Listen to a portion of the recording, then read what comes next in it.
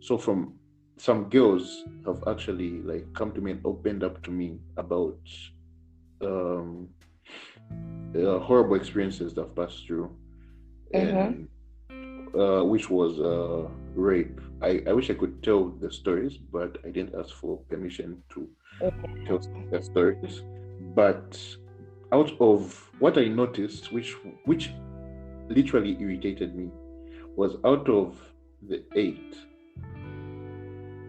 of the girls that were, only 2 reported it to the police, and that have been given by the UN, which is 43.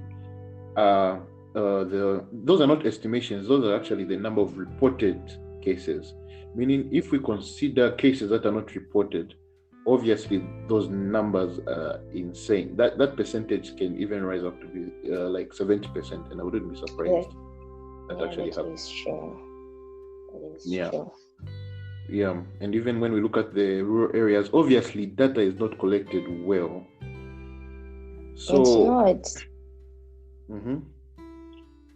It's not, because in fact in rural areas it's rare for them to actually even report it, and even for them to consider it as rape too, because for them there's a sense of like entitlement to it as well. Because if it's back there, people, the way they think and the way they perceive rape too is different from how we would perceive it, or what we would call rape or sexual violence in turn.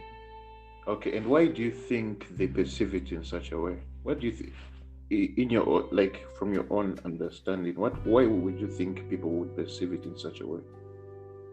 It's because like the way our traditions, our cultures too, how we see things is different. Here in urban areas, when you hear rape, we already know that this happened outside consent. But there, when you hear rape, in fact, it's rare for you to even hear rape, because there's no instance where you wouldn't think, for them, they wouldn't think a girl would refuse to give consent, because for them, women naturally consent to things. I don't know how to put it, but it's in a sense that men are entitled to women's bodies because that's how they are brought up, to perceive women's bodies as. Okay, so it's that entitlement that men have, that Exactly. is in their minds, that's why you believe that. And I think that's actually true, because in our culture, obviously you see, that this is undeniable, that there's a patriarchy system that is built by culture itself, where it puts the alpha. And I sound like a feminist. I'm not a feminist, first of all. Lydia is a feminist. But these are facts. where the obvious, even the traditional teachings,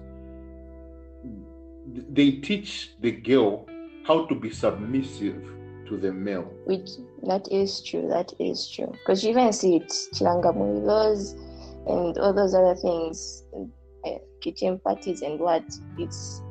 You see how like these traditions that have been upheld, or how they pass on things, where teaching girls to do this and that, and even how for girls how to prepare their bodies for men as well, like the female genital mutilation and all that stuff.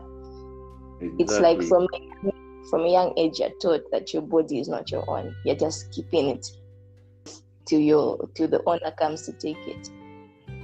Yeah, exactly. And so, in your own understanding, do you believe that? So, how is there even a way of canceling this belief? Because culture is something that's very difficult to cancel. Yeah, that is true. Yeah. I feel like with time we've seen that we have started to unlearn things. So it's a more of like unlearning of the cultures that we've been learning. Because even you see the difference between urban area children and rural area children, how they think, how they perceive things, how they would react to certain things. Because for them, it's like if you're not wearing chitenge and you're not dressed modestly in the rural areas, it's a big deal. But when you're here, it's no longer such a big deal because people's minds are changing and adapting to different things. So yeah, I do believe that with time and with more teaching and educating of people, because I believe culture is learned. Culture is not something, it's not a system that holds itself up, but rather it's people that are holding it up. And if the people that are holding it up are taught otherwise or taught against it or begin to see the errors of that culture, then of course with time the people upholding it their strength will lessen. I don't know how to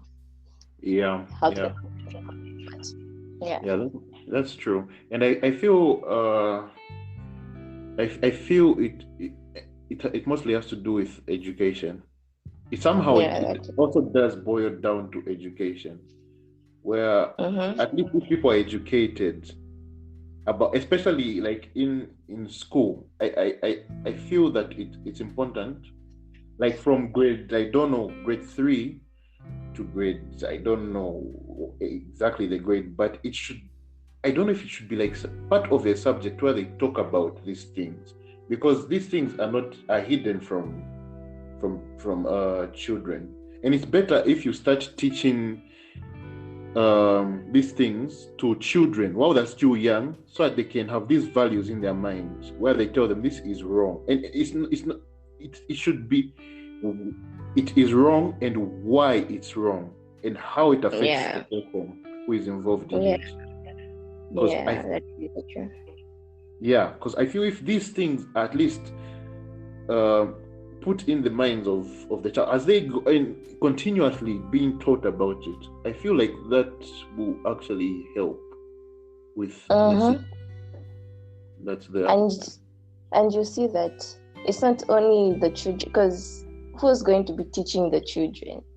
So even us as grown up people, we also need to learn things, so that even as we are teaching our children these things, we're teaching them from a place of actual knowledge rather than from a culture point.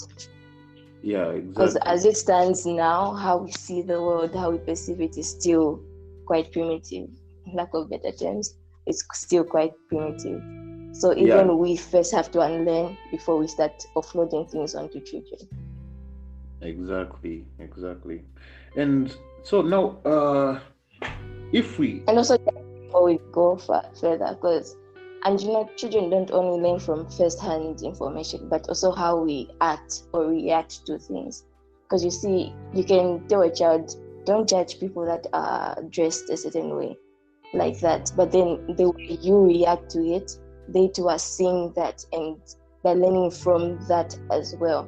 So it's not only you telling them, don't do this, but are you actually acting out your words? Are you actually not doing this? Are you actually not sexualizing women, or are you actually, Yeah, I get that. Yeah, that's very true. And now you see, when something that has come to my mind right now. Yeah. Lusaka, am I accurate to say Lusaka is, compared to the other provinces, it's the least, it's the least cultural province, ne? Yeah, I believe so. But when you look at obviously it's an urban area. Most of it is an urban area. Most of the culture kind of has been eradicated. As you have said, the dress code is slowly changing. Even though there's some things, but still the things that are more acceptable in Lusaka than in other provinces. But when you look at the statistics, the numbers here are high.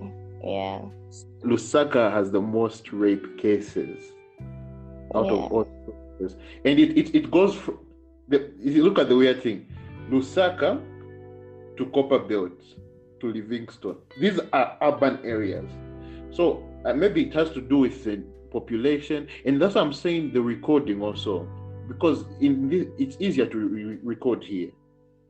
Yes, but it is. So